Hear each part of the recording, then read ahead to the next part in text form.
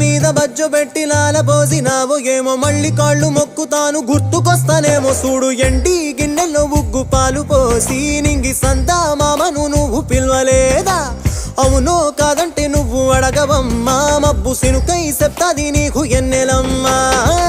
దునియాతో నాకేంటమ్మా నీతో ఉంటే చాలమ్మా ఏలో ఏలో ఏలో ఏలో ఏలో నేను ఊగింది నీ ఓడు ఎలో